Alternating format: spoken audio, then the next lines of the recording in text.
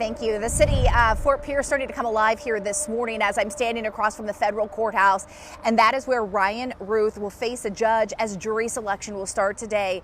And what is he's being accused of attempting to assassinate President Donald Trump. I want to talk about what we can expect today inside that courtroom. Attorneys are going to be questioning 3 sets of 60 possible jurors. They're trying to find 12 jurors and then 4 alternates. Now, opening statements are scheduled to begin on Thursday, and prosecutors will begin their case immediately after that. The court, we know, has blocked off 4 weeks for the trial, but attorneys think they won't need that much time. Ruth facing federal charges and state charges. I want to talk about the federal charges right now. Attempted assassination, assaulting a federal officer, and firearm violation. Something interesting in this case, we've mentioned it this morning, he is representing himself. That's not something you see very often, especially in such a high-profile case. Judge Eileen Cannon approving that request from Ruth back in July, but the judge did order court-appointed attorneys need to remain as standby counsel just in case. The judge told Ruth she believes it's bad for him to represent himself, but he couldn't be convinced otherwise. Ruth told Cannon that he understood the potential challenges, but that he would be ready. Now, Cannon confirmed that he needs to dress in professional business attire for the trial, and she also explained to him that he would be allowed to use the podium while speaking to the jury and questioning witnesses, but he'd have to be careful because he didn't have free reign all around the courtroom. Remember, there will be marshals in there because he's technically still in federal custody. I want to bring in my colleague now, Caleb Califano. You were on the scene in Martin County roughly 51 weeks ago when Ruth was arrested in Martin County by deputies there. We're now learning about some of the evidence that will be introduced in trial. Lots come up in the last couple weeks. That's right. It's been a very busy year since this happened, but a lot of filings have been made just within this past week before jury selection even begins. So let's take a look at what we could see during this entire trial. We do know that documents show the government is preparing to show jurors this rifle they say he carried onto Trump International Golf Club. Prosecutors also plan to introduce dozens of Ruth's text messages and internet searches, including one asking for an RPG or Stinger missile launcher and another seeking the daily location of Trump's plane. Ruth's exhibit list includes items such as his Eagle Scout commendations, 3D models of skate park he was involved with, and pictures of himself in the newspaper over the years. He also wanted to include a song about Ukraine, a letter about Ukraine and Ukrainian flags.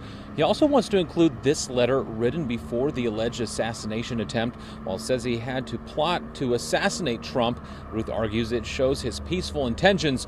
Prosecutors call it self-serving hearsay. It's important to note the judge will only allow jurors to see the first 3 sentences of that letter. Yeah, it'll be interesting to see. Obviously, he doesn't really have a legal background, but insists on representing himself. Caleb, thank you.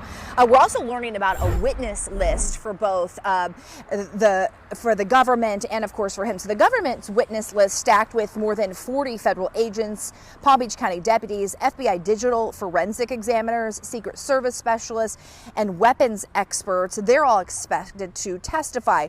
Ruth, again, acting as his own attorney, wanted 24 of his own witnesses, including professors who researched the conflict in Gaza, activists. He even wanted to call President Donald Trump himself. The judge denied, as you can imagine, most of those requests, calling them irrelevant. So big question here, who is Ryan Ruth and what was the potential motive in this case? We did a little digging for you. Here's what we know. He's 59 years old. He's a former construction worker from North Carolina.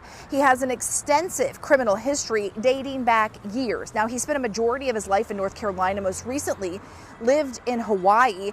No known ties to Florida or even West Palm Beach. As far as a motive goes, those close to Ruth says that he was very invested in the war between Russia and Ukraine.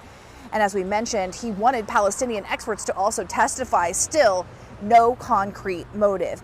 Now, Ruth, as we mentioned, facing federal and state charges. So back in April, Attorney General James Youthmeyer, he announced an attempted first-degree murder charge and a terrorism charge against Ruth. Now, these are separate charges from the federal crimes that he is facing here. It's unclear on when a state trial could actually happen. And a reminder, this is the second assassination attempt on then candidate Donald Trump as of last year during the campaign rally. You remember in Butler, Pennsylvania, Trump was shot in the ear after a gunman perched on the roof of a nearby building and then opened fire. That suspect was shot and killed. One other person was killed in the crowd. Now, that incident and the incident that happened in West Palm Beach created immense scrutiny for the Secret Service, also resulted in several changes, including a lot of security reforms. It's important to remember when we're talking about this trial that's happening today, it's a federal trial. That means anyone who's in the courtroom, there are no electronic devices allowed. You can't take your phones in. You can't have your Apple Watch. You can't have earpods, nothing in your hand. You can only take something to write with, a pencil or a pen, and a pad of paper. Now, of course, there's likely going to be a sketch artist in the courtroom to provide us some kind of a visual.